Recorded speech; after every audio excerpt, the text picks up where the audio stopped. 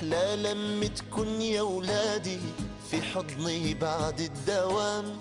ضمت قلبي عم بتنادي يا أحبابي وقلبي هام. محلى لما تكون يا ولادي في حضني بعد الدوام. ضمت قلبي عم بتنادي يا أحبابي وقلبي هام. بتحبوا بهاللمة الحلوة أحكي لكم حكاية. بتحبوا بهاللمة الحلوة أحكي لكم حكاية. يا ريت بابا يا ريت. كانت سارة في هالحارة عم تمشي صوب الدكان. مرقت سارة جنب الجارة شو محترمين أم حسان. كانت سارة في هالحارة عم تمشي صوب الدكان. مرقت سارة جنب الجارة شو محترمين أم حسان. قالت لا يا بنتي سلمي لي بتمري وما بتكلمي. قالت لا يا بنتي سلمي لي بتمري وما بتكلمي.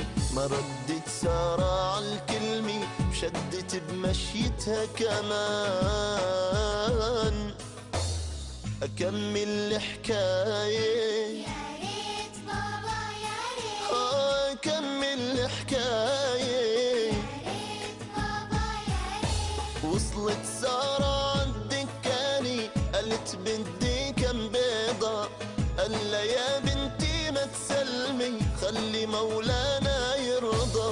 وصلت سارة عالدكاني قالت بدي كم بيضة.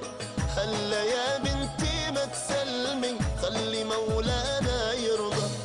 قالت مو شغلك يا حكمت ما قالت عمو ما احترمت. قالت مو شغلك يا حكمت ما قالت عمو ما احترمت. اخذت هالكم بيضة وطلعت دغري من باب الدكان. اكمل الحكاية. يا ريت بابا يا حكمل الحكاية. ريت. رجعت سارة هالمغرورة وصلت حتى باب البيت. وعت وكل البيض اتكسر صارت عم تحكي يا ريت. رجعت سارة هالمغرورة وصلت حتى باب البيت. وعت وكل البيض اتكسر صارت عم تحكي يا ريت. حكمت والجارة شافوها كانوا هم اللي نصحوها.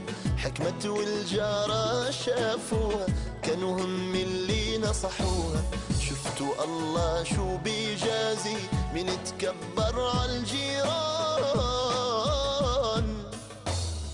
خلصت الحكاية.